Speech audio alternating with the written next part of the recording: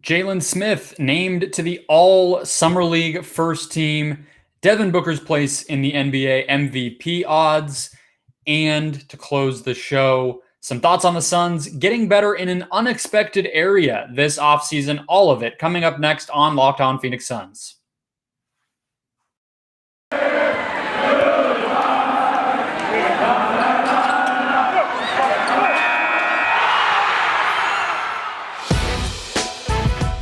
It's the Locked On Podcast Network, your team every day. You are Locked On Suns, your daily Phoenix Suns podcast, part of the Locked On Podcast Network, your team every day.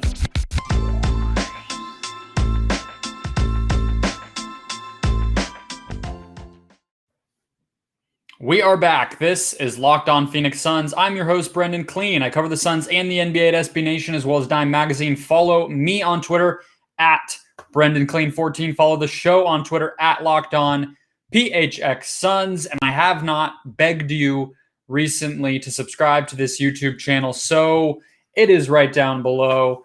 We are still in the feeling out process, as I'm sure some of you have noticed, but I appreciate each and every one of our subscribers. Giveaways galore. I wanted to reach out to you guys. Brett Higgins. I'm having trouble because of the channel name here on YouTube. You are the winner, B. Higgins. We'll just go with that. And you are the winner of this orange towel. I have been trying to get a hold of you. I can't seem to find contact info. Please, if you are listening or watching this, reach out to me. I have an envelope that I purchased from the post office just for you. I have postage ready to put onto it and send it in the mail. It is yours. I want to send it to you, and I just cannot seem to get a hold of you. So that is for you. Kelly Oubre, bobblehead, swaggy, got the Converse on, got the AirPods, and got the Wave jacket. That could be yours if we get to 1,000 subscribers. It's a simple ask. We are more than 20% of the way there. It is coming along very, very nicely, but we are going to need everybody. So tell your friend, tell your girlfriend, tell your boyfriend, tell your mom, dad, Suns fan, tell your season ticket holder buddy that you need to subscribe to this channel. But let's get to the show. Again, Jalen Smith named to the All Summer League team, first team. Devin Booker's place in the MVP odds ahead of Chris Paul. And to close the show, the Suns getting better, getting more of a category that you might not have expected. So let's start with Jalen Smith, because this is how these shows are going to be during the offseason.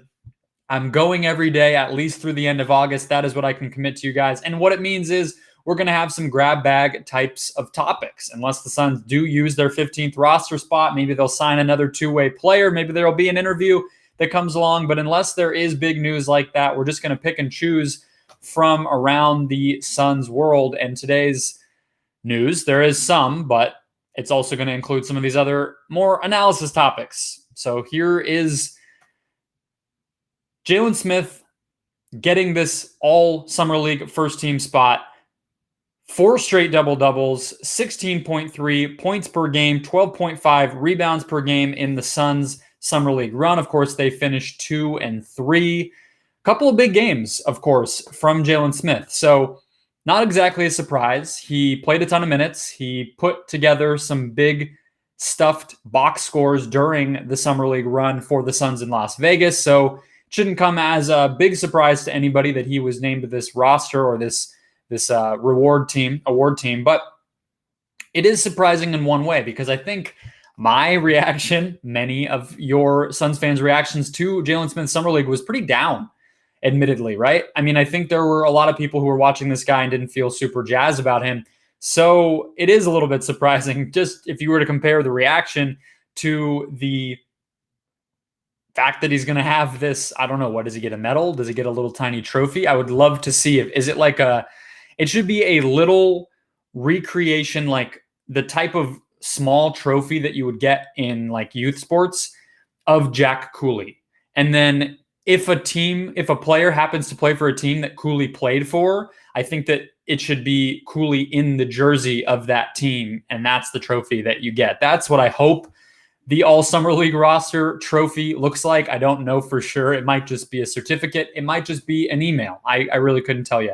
However, I do think that there's more to this run by Smith than maybe not meets the eye, but then I think the reaction sort of would indicate, right? I think he was criticized by me. I think that they should continue to explore trades. We'll all see how that plays out. It'll actually go into what we're going to talk about in the last segment.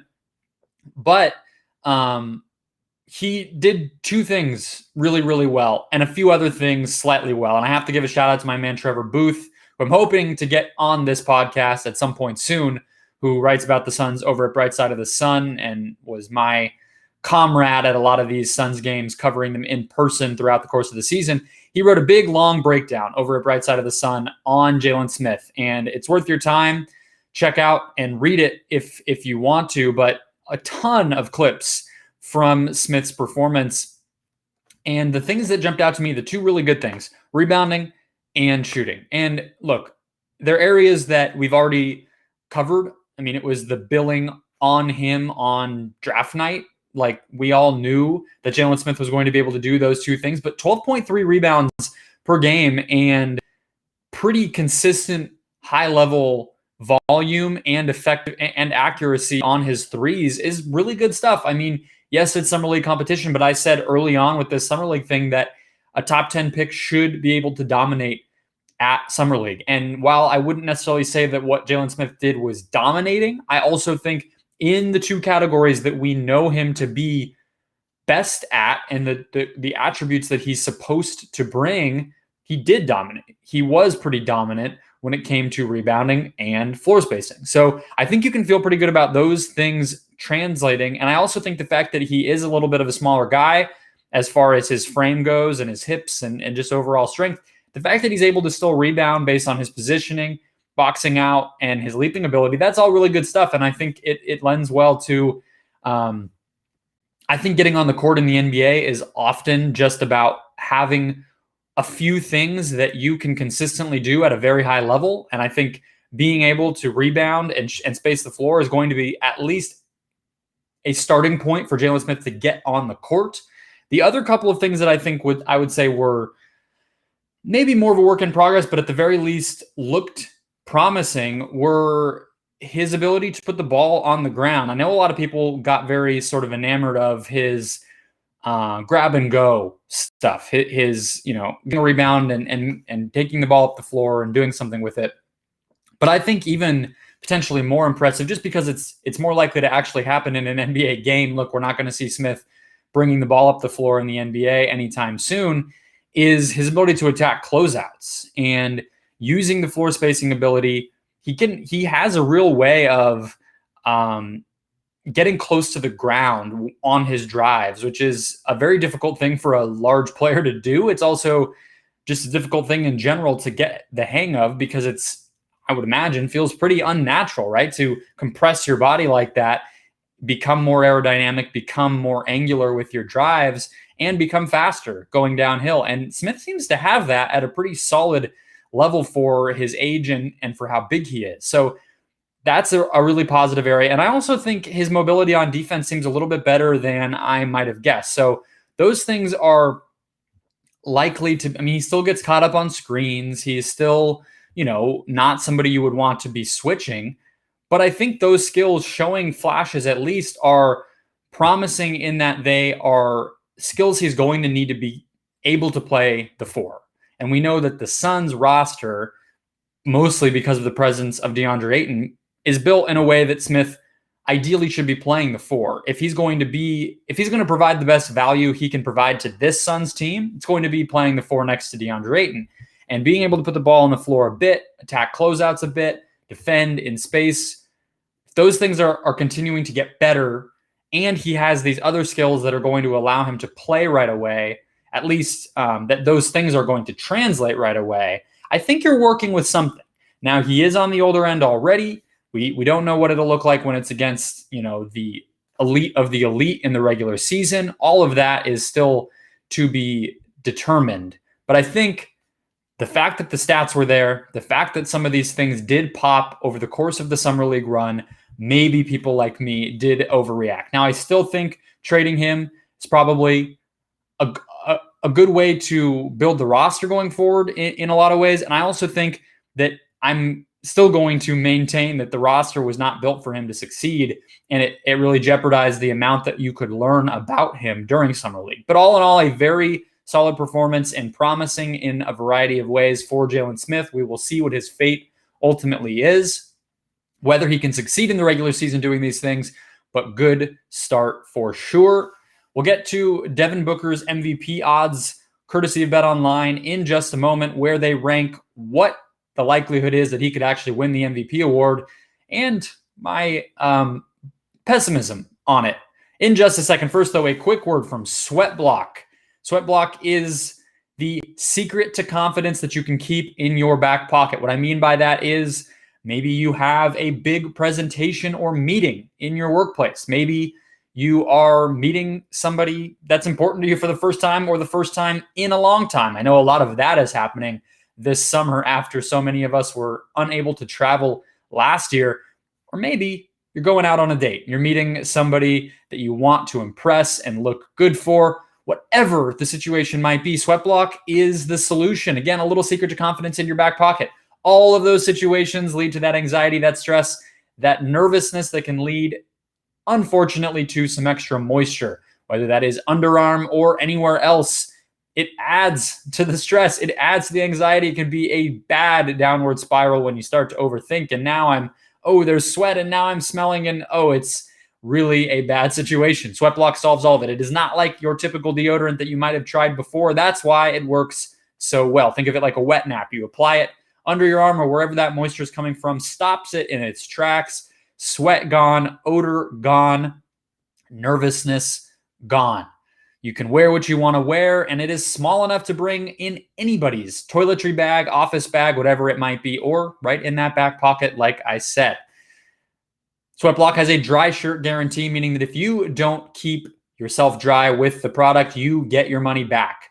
It really works, folks. You can keep it on for up to 7 days after use. I don't know if you should test that. You might as well just make sure, but you do not have to worry about this stuff wearing away at all.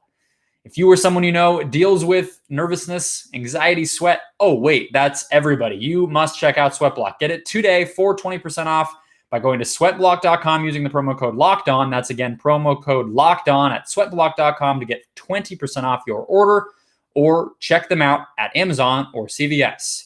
Today's show also brought to you by Built Bar, the best tasting protein bar ever. My favorite protein bar, really the healthiest candy bar ever, might be the better way to put it. And before long, a member of our Arizona community. That's right, a distribution center popping up here in the Valley, courtesy of Built Bar. You're going to get your bars faster. You're going to not have to worry about them melting. You're going to see Built Bar in the community, whether that is at sporting events, maybe at your local park, maybe at a festival. Who knows? Built Bar will be around. They will support this community. They will support our teams. And there's nothing better than that. Look, I know it has felt odd to follow sports this year, but I do think one of the greatest things is having people who have your back, who are on your side. So try your favorite Built Bar again. I just had a coconut. I forgot how good coconut was. Or maybe try something new, maybe the orange or the cookies and cream specials just for the summer by going to built.com and using the promo code LOCK15 to get 15% off your next order. That's promo code LOCK15 for 15% off at built.com. Okay, Devin Booker's MVP odds. Got to shout out my man, Tomer Azerly of Clutch Points, for tweeting these out. I didn't get these sent to me. Normally, BetOnline is on top of it, sending me stuff if it pertains to the Suns. In this case, I did not get them. I guess it's because the people just don't really believe in Devin Booker, but the odds are actually on his side a little bit. So you have the usual suspects at the top. So do not get me wrong. I agree with this for the most part. Although Giannis, I think he's going to have to wait his turn. I think he might get a legacy MVP at some point, but I think the back-to-back MVPs, now he has his finals MVP. We like the newness. So him being so high, I tend to disagree with. Jokic back-to-back seems very unlikely for a center. But other than that, you have Luka, Steph, KD, Embiid, Lillard, LeBron, Harden, Tatum, Trae Young, which is Tatum and Trae Young is, I think, where you can pick some nits, and I might hear you out on them as it pertains to Devin Booker. So Young is 16-1, tied with Tatum. Both of those guys 16-1. Then you drop all the way to 22-1 for Devin Booker, and then right behind him, Chris Paul at 25-1. So both long shots, right? I mean, very, very unlikely, but still within the top 10 to 15 guys in the NBA. And the fact that they're both so close, I think also explains why odds makers might want to hedge their bets a little bit with the odds and not put one so far above the other. You want to even them out, and that's going to deflate each of them, right? They're going to sort of split the vote, so to speak.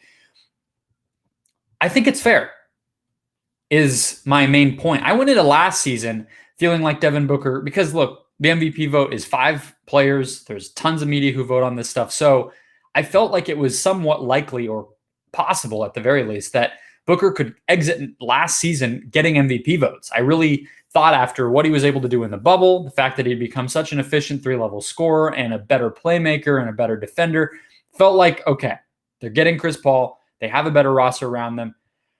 I think we could see Booker score 30, close to 30 a game, get some MVP votes, obviously 4th or 5th place votes, not win the MVP, but I really thought that was happening last year. It turned out that because of some of the narrative stuff, some of the on-off numbers, and the rejuvenation that sort of took hold here, that it was Chris Paul who got the lion's share of that attention. And maybe I should have seen that coming, but I'm not giving up hope on Booker putting together a season like that. I think he will have the ball in his hands more this year. I think he will have the opportunity to play make a little bit more and score in different ways after installing more offense over the course of this offseason and training camp. So I think we could see that offense tick back up in the right direction for Booker. And I trust the defense. I know the numbers don't always agree with me, but I'm going to die on this hill that Booker is average, if not better than that on the whole as a defensive player at this point in time. He's really not great off the ball, because he has those times where he misses assignments, misses rotations. And if you couple that with the fact that he doesn't really get steals or blocks or any of that stuff, I think he's a fine help defender, like at the rim, but he doesn't have to do that very often. And then on the ball, I think he's getting toward being pretty darn good. If that is all he really has to focus on, is an isolation or a late clock situation, a switch, he's really good at that. So I think that as a whole full player, he's trending in that direction. But at the end of the day, I do think 10 to 15, that's probably the range he should be in. My other point here, though, if we agree he's trending in the right direction, but probably a big long shot to actually win the award this year, is it is extremely rare for a player like Devin Booker to win the MVP. And I don't think I realized that when I was thinking about, he's going to get these MVP votes heading into last season. I don't think I got that, because I was just sitting there sort of thinking, well, he's going to score a lot and he's going to be on a good team. He's a pretty good playmaker. He's a pretty good defender. Sounds like a guy who could, and he's going to be on a high seeded team. Sounds like a player who could be in the MVP race, on the outskirts.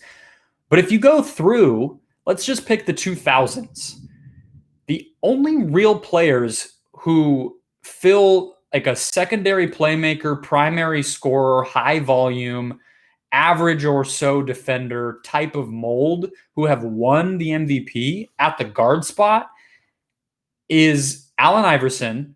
And some of this is stretching, because a lot of these guys were more so point guards. Allen Iverson, you have Kobe. Iverson was in 2001. You have Kobe in 2008. You have Derrick Rose in 2011. And then you have, I guess you could put James Harden into that mold. But I think even Rose and Harden, to me, are more like Westbrook and Curry than they are like Kobe. Right? Rose is a point guard. No one else on that team really handled the ball. He was playing with Kyle Korver and Carlos Boozer. Then you had Harden, who that season was playing with Chris Paul, but Harden is a point guard. He averaged 8.8 assists that season. The ball's in his hands 88% of the time, or whatever it is. It's very not like how Booker plays. So really, you could narrow it down to Iverson in 2001, who, nominally was sort of a point guard because he was the smallest guy on the floor, but he was more of a scoring guard, and Kobe in 2008. Those guys both averaged around 5 assists, which is where I think Booker could be. 2 times, despite the league being so perimeter-oriented, despite scoring being so valuable and increasingly so from the perimeter, 2 guys in 21 years, 21 MVP races have come from that type of position. And in recent seasons, you've seen guys like Bradley Beal, Damian Lillard, I don't add whoever you want in there, who have been unable to crack into that top tier and actually make a true run at the MVP, despite being sort of the Kobe. Kyrie is another good example. These guys don't even get consideration for the MVP. Now, I think Booker can be a better defender than those guys and potentially a better playmaker than those guys in time. He's also bigger than most of them. So a lot of those things are working in his favor, but I gotta say, I don't think it's really reasonable to expect that Booker will win an MVP award. This is a very August conversation to be having, but I do think it's very interesting, especially when you look and he's in the top 10 to 15, and it's almost like that seems a little high if you really look at who wins the MVP. And if we are with 2 Giannis's and a Jokic back-to-back here over the past 3 years, trending bigger with our MVPs again, well, Booker really is on the outskirts of that conversation. It's very interesting, and I'm going to be fascinated to see. I think it tells us a lot about the league, who wins the MVP. Will it ever trend back to a player like Booker or Beal or, Klay Thompson or Damian Lillard? I don't know. I truly don't. We'll have to obviously see where Booker continues to rank in some of these odds. Those are just a few, courtesy of our friends over at BetOnline, which, oh my goodness, look at me, is a perfect transition into a quick word from our friends at BetOnline, which is the best place to make a bet on any of your favorite sports. We have football just around the corner. I am back in the wagon on fantasy football. I'm probably going to get pulled into betting some of these games. I have successfully held off on some Cardinals bets because I just can't bring myself to do it. But look, betting makes the NFL more fun. It's only once a week. So what are you going to do the other 6 days? Well, you're going to go to BetOnline. The latest news, sign-up bonuses, and contest info constantly updated at betonline.ag. So before the next pitch, kickoff, or tip-off, head to betonline.ag on the web or on their mobile app. Make an account, and when you do, use the promo code LOCKEDON to get a 50% welcome bonus straight to your account. Again, that's promo code LOCKEDON. When you make your first deposit, get a 50% welcome bonus. BetOnline, your online sportsbook experts. Today's show is also brought to you by Theragun. Don't let the stress of daily life weigh on your body. Whether you're an elite athlete or someone just like me, sitting at a desk, just trying to make it through the day, Theragun can help keep you tension-free. Theragun is the handheld percussive therapy device that releases your deepest muscle tension using a scientifically calibrated combo of depth, speed, and power. Plus, it's as quiet as an electric toothbrush. The Gen 4 Theragun doesn't just feel good. It gets to the source of the pain by releasing tension using Theragun's signature percussive therapy, which goes 60% deeper than vibration alone. Whether you want to treat your muscle tension from working out, an injury, or just the stresses of sitting in that chair, once again at your desk, there's no substitute for the Theragun Gen 4. The OLED screen and design make you feel like you're holding something from the future. Just go to their site and check it out. And the Theragun app learns from your behaviors and suggests guided routines just for you. Theragun is trusted by 250 professional sports teams, as well as athletes like the Valley's own DeAndre Hopkins, as well as hundreds of thousands of customers and folks just like me. Try Theragun for 30 days starting at only $199. Go to therabody.com/lockedon right now and get your Gen 4 Theragun today. Again, that's therabody.com/lockedon, therabody.com/lockedon. Okay, closing out the show with one thing you may not have taken away from the Suns offseason, one area where I think they will be even better, and it's interesting to use the word better because I don't quite know exactly what it means, but this quality that I'm talking about is that they are younger, and maybe it's just the players who they had a chance to get. Like JaVale McGee is nobody's idea of young. He's clearly older than the Suns' backup centers of last season, whether that's Damian Jones or Dario Saric or Frank Kaminsky. But just about everywhere else, they've gotten younger. And so I think that's worth mentioning.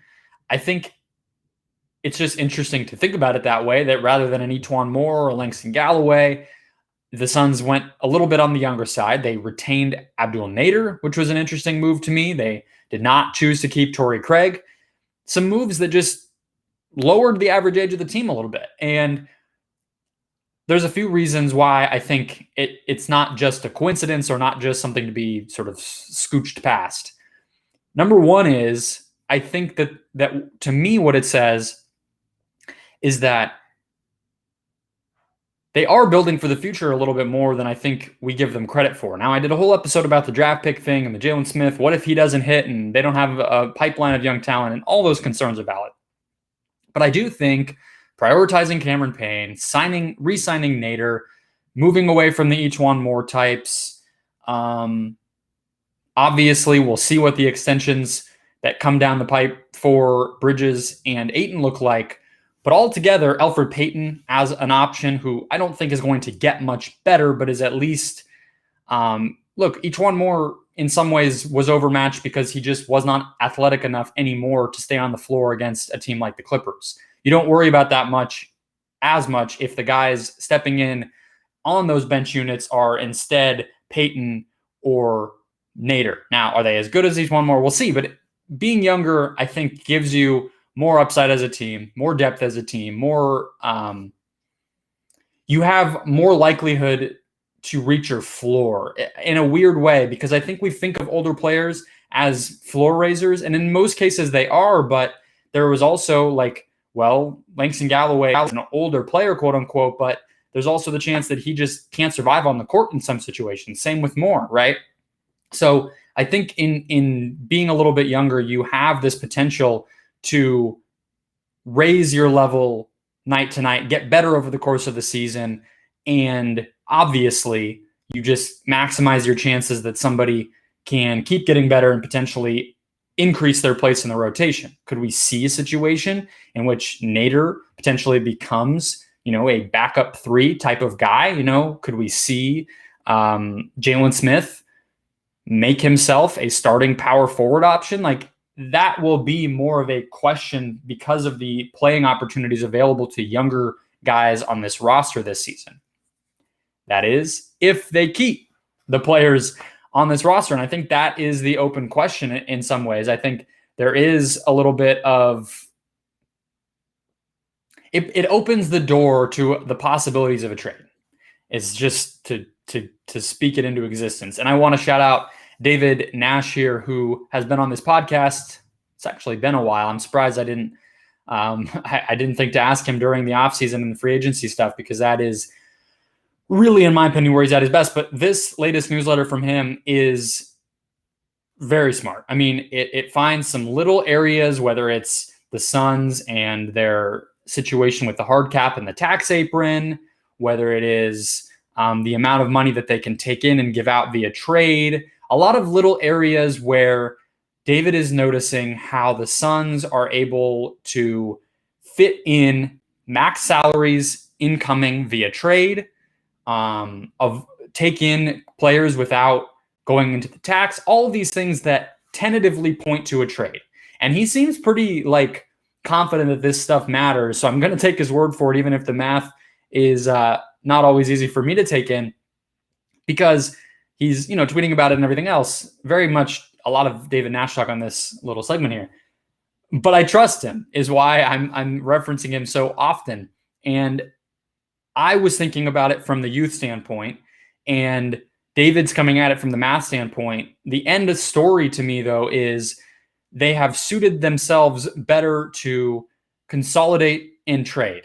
And it's funny to me, in David's newsletter, he points out Buddy Hield, who, if you remember from the ultimate mock draft that we did around draft time, I was talking a lot about Buddy Hield. He is a player who still has not changed teams. But I think if we move away from the Pascal Siakam stuff, who seemingly is not available right now, and try to look a little bit more at reasonable targets, I don't think we go very far down the list before we get to Buddy Hield. And a player like that, who is young, who you would ideally think, he's not super young. I think he's 28, but he fits the timeline of this team better than, say, a Jay Crowder or JaVale McGee.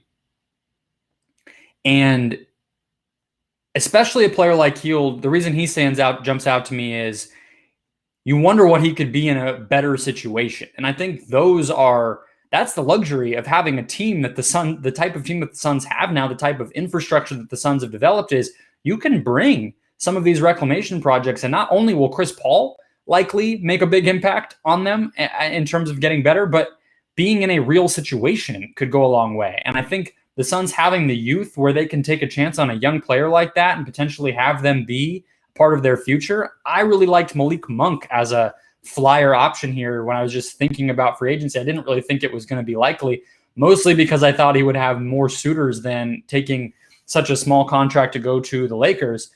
But those are the types of guys. Hield, Monk, you want shooters, you want probably more perimeter-based creators, and you want guys who maybe finding a better situation, more playing time, more opportunity could really help them. And so the Suns being younger, the Suns having some tradable contracts in the coming months with Crowder, Saric, and the extensions that Bridges and Ayton get. Not saying those guys are likely to be dealt. I'm just saying the contract situation is way different than when it was a bunch of rookies or guys on their rookie contracts and one or two highly paid players that don't matter, like Trevor Ariza or Tyson Chandler or these types, right? You have some diversity in terms of the money you can send around and all these different things. So we are seeing a Suns team that is better equipped to make a trade, or if they want to keep this group in place, they're going to be able to put a little bit more of an emphasis on in-game regular season development this upcoming season. It's a win-win. I think getting younger was enormously important. I didn't even mention Landry Shamet. I knew that I was forgetting somebody, and he's a perfect example of this. Moving from Galloway and Moore and players like that to Landry and Javon Carter, who is mostly a finished product in my opinion as well, to a guy like Landry Shamet is a perfect example of what the Suns are looking to do with this regular season when they won't have so much pressure to build a winning atmosphere. They've already done that. This season can be about what do we have here, who can get better, who can step into a bigger opportunity, and what could that mean as we continue to build out this roster on the trade market. All right, guys, another grab bag. Appreciate everybody sticking with me. Subscribe to YouTube. Subscribe wherever you are listening to the Locked On Suns podcast. I will be back to close out the week on Friday. Until then, enjoy your day.